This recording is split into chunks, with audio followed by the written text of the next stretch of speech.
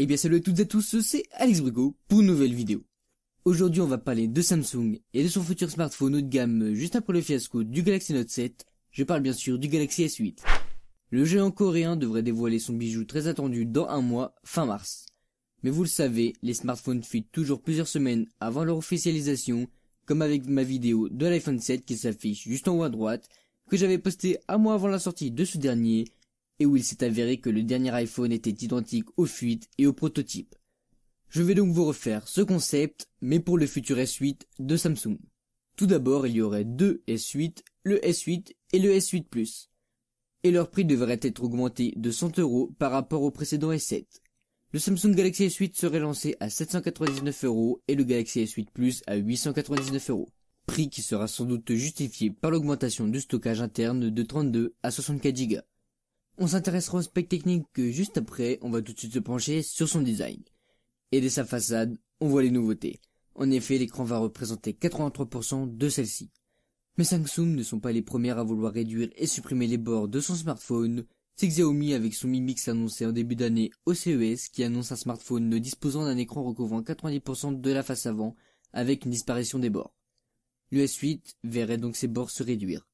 Cet écran XXL serait comme ses prédécesseurs du modèle Edge, courbé, incurvé, et serait alors généralisé et plus seulement présent sur les modèles Edge. Serait-ce une erreur de la part de Samsung? La firme changera peut-être d'avis d'ici là. Malgré cet écran géant, les tailles des téléphones devraient rester similaires au S7, ce qui est un très bon point. Ces smartphones seront équipés d'un écran Super AMOLED incurvé sans bordure, quad-core Ultra HD, équivalent à 2880 par 1440 pixels, de 5,8 pouces pour le S8 et de 6,2 pouces pour le S8 Plus. Samsung aurait donc renoncé à l'écran 4K, trop gourmand sur la batterie. Le port jack, contrairement à Apple, serait bien présent sur ces derniers modèles. Le port micro USB serait remplacé par un port USB type C. Le lecteur de carte micro SD serait toujours présent quant à lui.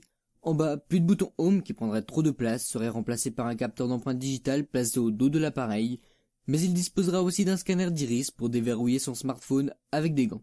Le fabricant devrait à nouveau faire varier le processeur selon les régions. En Europe, le processeur Samsung Exynos 8895 et ailleurs, le processeur Qualcomm Snapdragon 835. Peu importe le processeur utilisé, il sera gravé en 10 nanomètres et leur fréquence avoisinerait les 2,5 GHz, une exclusivité sur le marché que Samsung fait fabriquer dans ses propres usines. Cela devrait permettre au Galaxy S8 de proposer une hausse de performance de 11% pour le processeur et 23% pour la puce graphique, comparé au Galaxy S7. De plus, un nouvel assistant virtuel ferait son apparition chez Samsung et prendrait le nom de Bixby.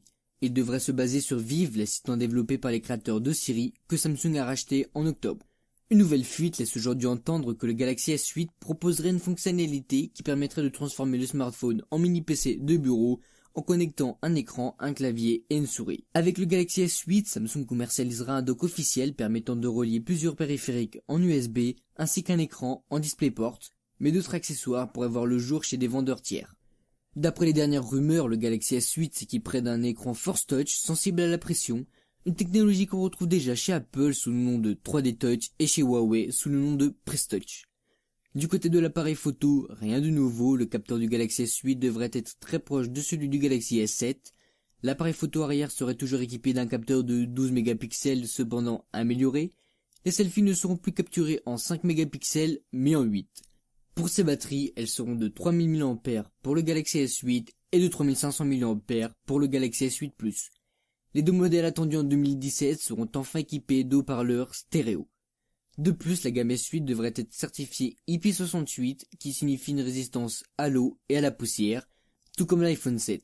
Je vous mets d'ailleurs la vidéo où j'en parle en haut à droite. Le stockage devrait augmenter et certains parlent également d'un modèle équipé de 128 Go de stockage et de 6 Go de RAM. Je vous ai donc tout récapitulé, le prochain Samsung Galaxy S8 devrait ressembler très fortement à ce que je vous ai dit, cependant nous ne sommes pas à l'abri de surprises du sud-coréen. Cette vidéo est maintenant terminée, dites-moi ce que vous en pensez dans les commentaires, si ce S8 vous attire et si Samsung peut de nouveau proposer un smartphone haut de gamme après le scandale du Note 7. Donc j'attends tous vos commentaires, n'hésite pas à liker, à partager et surtout, abonnez-vous.